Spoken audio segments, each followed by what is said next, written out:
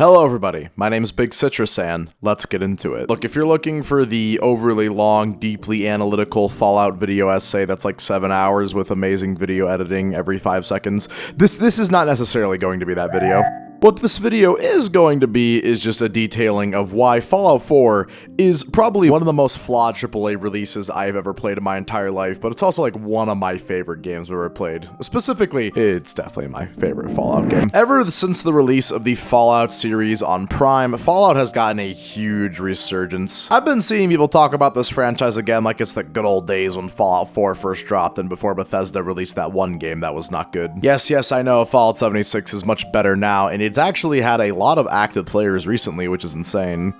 All of this resurgence because of the admittedly very good Fallout TV show, which I made a video on my second channel, you should go watch that. I'm not sure why I turned to Beavis and Butthead. Because of the resurgence of the Fallout franchise, we have once re-sparked the old debate: what is the best Fallout game? And you have those people who sit on the camp of Fallout New Vegas is one of the greatest video games ever made. Amazing writing, RPG elements, amazing vibe, and a strong political message. Which, like, I kind of agree to an extent. I mean, I think Fallout New Vegas is a pretty good game. I just don't think it's like, you know, 10 out of 10 greatest game of all time material. The glazing of this game gets online from people is kind of astounding to me. There are certain games that typically you're just not allowed to criticize on the internet, and Fallout New Vegas is one of them. That largely comes down to the group of people who really love this game because they tend to make everything about this game and what it is their entire personality. I mean, we all have that one thing that we really attached ourselves into our teenage years, but with games like Fallout New Vegas, I'm not sure that I would necessarily want to make a game like Fallout New Vegas my entire personality, but hey, different strokes for different folks. The Fallout franchise has always been kind of a hugely debated franchise in gaming. Like, is it good? Is it bad? Who gives a shit? The first two Fallout games, as computer RPGs that you could never imagine a TikToker's party skibbity Fortnite player baby Gronk Gribbus Shake child playing, I think they still hold up pretty well if I'm being honest. Like, yes, the gameplay is basically just like RuneScape levels, but that doesn't lessen the effect of the storytelling and the characters in the game. There's a lot of unique ways to get yourself in and out of scenarios in those old Fallout 1 and Fallout 2 games. Things that there are choices upon choices and different methods to tackle situations like, oh, I need to kill this guy, and it's like, I can literally just inject him with a bunch of meds and he'll fucking overdose in like 30 minutes. Or the amount of times like you're actually able just to side with like a villain in like one of these games or just do something evil is very interesting. That's one thing that the earlier Fallout games are fantastic about doing, giving the player lots of choices and there being a lot of variable outcomes for many scenarios. And then there's Fallout 4. Fallout 4 is a modern day Bethesda title through and through. It has so many issues. People like to actively treat this game like it is responsible for the downfall of the Fallout franchise, despite it being the most successful title in the series by a wide margin. As kind of stale and lazy as Fallout 4 can be, it's still such a fun game. I honestly tell anyone who is not a fan of the Fallout franchise to not even go back and play those older Fallout games and just hop straight to Fallout 4. You're gonna get everything you want out of the Fallout universe and the Fallout lore with this game, and it's going to play infinitely better, and you're not going to feel like you're playing a game that was made in the 18th fucking century. Now look, if you're a massive video game geek nerd loser like me, perhaps you like games like that, and I understand. I put like 500 hours into Baldur's Gate 3 in the span of like 4 or 5 months. I'm also a massive fan of not actually playing a game and just selecting different dialogue options to get me out of a scenario like a fucking Telltale game. But that's kind of the old charm of the old Fallout games, is that you don't actually have to like fight your way out of situations, do a specific objective to complete some sort of quest. A lot of the time, you can just go through the great writing in the games and the different dialogue options, and then you'll be able to solve your problems that way as long as you were high enough charisma, and that's kind of how you built your character. And honestly, that's the best way to play a game like Fallout New Vegas. The gameplay and the bugs in those old games is honestly kind of makes it hard to ever pick them up and play through again. Everyone always says that Fallout 4 is unplayable without mods and everything, but I honestly find that more true for the older Fallout games instead. Fallout 4, I could play completely vanilla with just the DLC, and I can actually still have a blast. Because for one, the gameplay in this game almost kind of feels like it was made sometime this century. Look. I'm not gonna sit here and tell you that Fallout 4's gameplay is like fantastic, like Apex Legends or Overwatch gunplay levels. No. It's not that at all. But I still have a blast just because of how kind of stupid this game is. Turning your brain off and just enjoying this game is the best way to play it. You're not gonna find the deep and intricate layered writing of the Legion in Mr. House in this game. There are like 2 scenes in all of Fallout 4 that I felt that were genuinely gripping and emotional. But the best writing in Fallout 4 is almost always just the dumb shit and the sarcastic voice lines. I'm sorry, I don't care what you're saying. Anytime I do a playthrough of this game, I will be choosing every sarcastic voice line, and I know hardcore Fallout fans hate these fucking voice lines. But I'm sorry, legit, some of these are actually just hilarious and make the game so much better. I'm well past the warranty date anyway. We should try plugging you into a toaster next. Fresh toast. You're tied to this place, kid. Your energy. I hope the color of my energy is blue. For your medical exam? As long as it doesn't involve petroleum jelly and rubber gloves, I'm ready. I'm here to pick up an order. 2 large pepperoni and a calzone. Name is Fuck You. Who the fuck are you? Eddie, it's me, your old pal. Seamus McFuck yourself. I just love the genuine chaos of this game. The amount of times in this game that something has just randomly exploded, or I've just watched something fly past me in slow motion and then, you know, blow up. The older Fallout games have this level of like chaos and just like slapstick Looney Tunes fucking comedy. And I do appreciate it in those games, but honestly, in these games, I find it significantly funnier just because of how this game looks. I actually think the Fallout 4 map is also probably my favorite, because honestly, I do not care for the Fallout 3 and Fallout New Vegas maps. For one, they look like shit. Okay? 90% of the time when you're exploring areas in those games, it legitimately feels like you're playing a dungeon crawler. There's never an area that I pass by and I'm like, ooh, I wonder what that is. I'm not sure why I did that voice. The DLCs for Fallout New Vegas definitely improve upon this for sure, but yeah. Dancing, walking, rearranging furniture, fancies, shopping.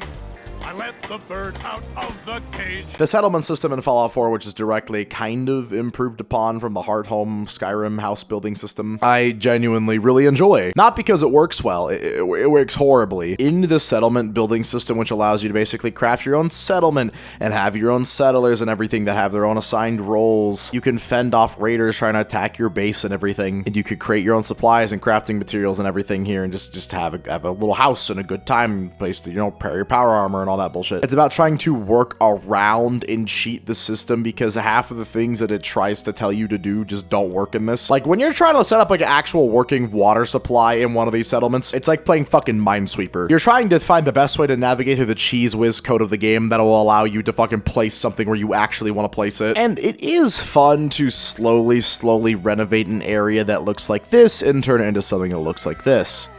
And we don't have to talk about the settlement systems in other Fallout games because the other Fallout games don't have settlement systems. Also, I significantly prefer how companions are handled in Fallout 4. Like, I just like having loyalty and romance quest lines in a video game. It just gives me something to return to, especially if there's a specific character that you really like engaging and interacting with. Is the writing for most of these characters fantastic? Not necessarily, no. Characters like Strong, Piper, and Paladin Dance, and Nick Valentine, I still really like being around, actually. And honestly, Fallout 4 is another game where the side quests are significantly more interesting than the main story. You can't tell me that helping all these robots repair this pirate ship so it can fly around the Commonwealth and then they give you a fucking cannonball launcher for it as a reward. You can't tell me that anything in the main story of Fallout 4 is better than that. And if I'm being honest with you, I think that's one reason people probably glaze Fallout New Vegas, because it feels like it's one of the only Bethesda games where the main story of the game is actually pretty good. They choose a bunch of characters who are boring and bland and then give you an objective to do that you have no emotional attachment to, and it's just like, the mayor of this fucking shitty town, the Commonwealth, is just a ghoul who does drugs, wants me to help him enforce the law by usually being a scumbag and taking drugs. That's what you come to a Fallout game for. Not this bullshit about, the betterment of the wasteland, what are we gonna do? This place is fucked, who cares? I wanna drink Nuka-Cola Quantum, get in my power armor, shoot nukes at people, and fuck bitches. That's all I really wanna do. And Fallout 4 is the game that I think is the best at offering that to you. But just because of how enemies interact with you and actually do kind of change their playstyle depending on if you're using a melee build or a sniper build or shotgun build, it does legitimately feel more engaging in the combat. It's still a Bethesda game, so enemies will still mindlessly run at you with a blank stare on their face shooting a gun. Also, specifically in Fallout 4, I just like the level up system and the perks more. Like, yes, Fallout New Vegas and Fallout 3 has quite a lot of good ones, but they don't really change how, like, you play the game much. Fallout 4 is definitely a gameplay first game and a story second game. The guns in Fallout actually feel interesting to shoot and upgrade and everything. Like, the amount of things that you can just do with a laser rifle in this game and transform it is really fucking cool. And I like that now, because of the settlement system, almost everything that you can pick up actually has value, because it could be scrapped for materials, for upgrades, or to build your settlement with. Which, I understand the appeal of Fallout New Vegas. Sociopaths need their video game too. The amount of times I've seen people actually say degenerates like you belong on a cross is just... like, I'm sorry, there's no way you think that's cool, right? And I like how in Fallout New Vegas, a lot of decisions you actually make will come back to bite you later on if you made bad decisions, and the world will either treat you like a hero or a scumbag depending on the actions you've taken in the world. Fallout 4 just removed the karma system, so it doesn't have any of that, which is bad because on one hand, there's no karma system in the game, but it's also good on one hand because there's no karma system in the game. Sometimes in Fallout New Vegas, you would do like one bad thing and kind of just get thrown in the bad bin, and then it would kind of lock you out of certain events and dialogue in the game, and it just didn't really feel great. Like, yes, in Fallout 4, there's no consistency with your actions. I was able to kill a Brotherhood of Steel scribe, immediately go talk to Paladin Dance to join up with the Brotherhood of Steel, and that guy that I killed, it just didn't matter. They never found out about it, and it had no effect on anything, even though I murder one of these people's comrades. Fallout New Vegas, Fallout 3, it wouldn't be like that. But then again, it's kind of cool because it would be like that. Look, don't we just want to kill the odd Brotherhood of Steel scribe one time for no other reason than just kind of being killable? And don't we just want to get away with it? Yes, your actions should have consequences. I totally agree, blah, blah, blah. But sometimes I kind of just want to pick and choose who lives and dies and who is good and bad at will and have no consistency and just go on a chem-fueled rampage and slaughter people, but then go help an innocent settlement that Preston Garvey has been glazing for the past 5 in-game hours. Also, anyone who says Fallout 4 isn't immersive is kind of crazy to me. I feel like the glowing sea is probably the best area in any Fallout game. Also, Fallout 4's survival mode is genuinely fantastic and probably the most immersive Fallout experience you can get. You actually need to drink purified water and everything, and not just ingest radiation to heal. You actually need to sleep on beds, and every time you want to get back and forth somewhere, you have to trek through the wasteland, which can always have something that wants to kill and hurt you anytime. It also makes gunfights you take feel way more important, and that you can't just get shot by bullets over and over again. You actually have to use certain things in your inventory like chems and grenades and suffer the drawbacks from using them. Bar Harbor DLC also does get bonus points for being the best DLC in the Fallout franchise and just one of my favorites in general. But I will never be doing that stupid fucking blue square fucking mini puzzle game for Dima.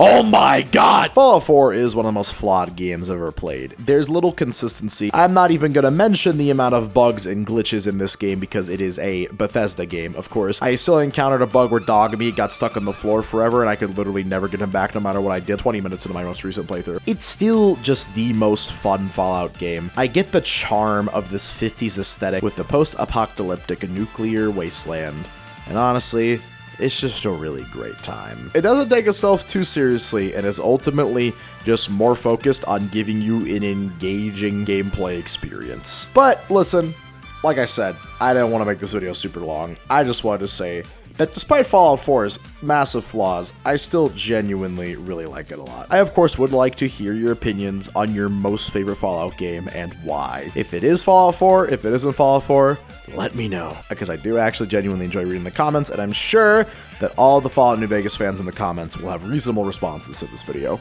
Anyways, I've been Big Citrus, and have a damn good one.